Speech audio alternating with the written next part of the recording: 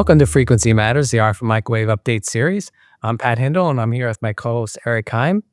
In this episode, we're going to cover our December government and military electronics themed issue. The cover feature is Countering the Evolving UAS Threat, and it's written by SPX Communication Technologies.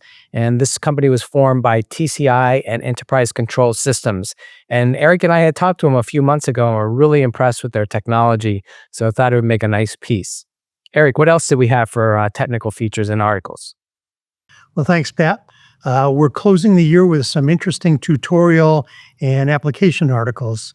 We've got an article from Ignion that looks at how to optimize an IoT device with antenna boosters using free tools and low-cost equipment. So the article takes us through the design and optimization process using that approach. We've also got part 2 of the tutorial on extracting diode parameters using XL optimization from Charlie Trentinella, ex of CMDS, which is now part of Qorvo. And part 2 looks at extracting AC parameters from capacitance measurements, where part 1 looked at extracting DC parameters. So that's a good article that wraps up that whole diode parameter extraction and modeling process. We also have a tutorial from Tagore that addresses the advantages and applications of GaN in push-pull amplifiers. So the article looks at broadband PA topologies and trade-offs, the benefits of GaN technology and push-pull architectures, and takes us through a module design. And finally, we have an article from AirGain in conjunction with Drexel University that looks at some of the challenges to implementing 5G and the future of wireless. So that article gets into things like reconfigurable intelligent surfaces, smart repeaters, network-controlled repeaters, and in-building wireless. So we've got a full slate of great articles to wrap up 2024. That's some great content there, Eric. So turning to the news, I really like Spectrum Instrumentation's news items as they typically involve cutting-edge science and they really delve into it. And in their latest release, they cover prosthetics control, where the body's signals must be detected to move the artificial limb. And so currently, implanting the electrodes is the most common technique, but it's invasive and the electrodes can deteriorate or move. And a new approach is using quantum sensors to detect the incredibly small and fast nerve signals. And these ultra-sensitive quantum magnetometers will be carried outside the body, measuring the neural signals through the skin. And at this stage, the scientists are using Spectrum Control's ultra-fast digitizers and arbitrary waveform generators to characterize the signals so they can finalize the design for the required application-specific integrated circuits and photonic integrated circuits. And so at the heart of this is the technology that is optically detected magnetic resonance device made of tiny thin slice of diamond. And the diamond is doped with the so-called nitrogen vacancy centers, which has a net electron spin and therefore behave like tiny magnet bars. And when green laser light is shown on them, they produce a red fluorescent signal. So by applying a suitable microwave magnetic field, this fluorescent signal is very sensitive to external magnetic fields, which can be used to measure the neural signals with high precision. So it's a lot of mouthful there, but I hope to hear more about this technology in the future. And another news item I saw was I always look forward to the Ericsson Mobility Report, and they just published their November 2024 edition, which extends the forecast period until the end of 2030. And while the rate of mobile network traffic data is declining, estimated at 21% year on year for 2024, it is still expected to grow to almost threefold by the end of the 2020-30 period. And the report highlights how the early mover service providers are already offering value delivery models based on differentiated connectivity to create new monetization and growth opportunities. And the report underlines the global potential for differentiated connectivity development by highlighting that beyond China, 5G mid-band is currently only in about 30% of the sites globally. And of the 320 CSPs currently offering 5G services, less than 20% are 5G standalone. So the densification of mid-band and 5G standalone sites is seen as a key catalyst to capitalize on for the full potential of 5G, including programmable and intelligent network capabilities. And they also note that 60% of the 6.3 billion global 5G subscriptions forecast by the end of 2030 are expected to be 5G standalone subscriptions.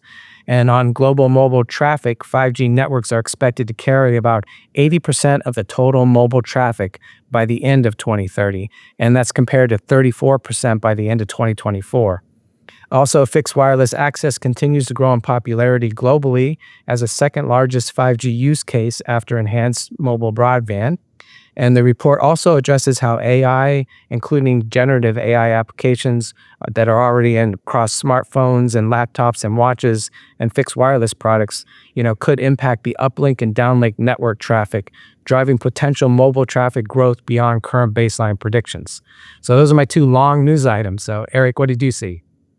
Yeah, thanks for that, Pat. That Ericsson Mobility Report is always a must read. And I saw that the 5G Automotive Association has released its updated roadmap for cellular V2X. And they started this roadmap activity in 2020. And in this update, they claim that about 300 million vehicles, including about 2/3 of all cars sold in major automotive markets, are now connected. So that was a bit surprising. And in their view, this is currently mostly vehicle-to-vehicle communications through the cellular network, but they expect direct-enabled vehicles will be the norm, with mass adoption starting in the next couple of years. And in this edition of the roadmap, they lay out a timeline for non-terrestrial network connectivity.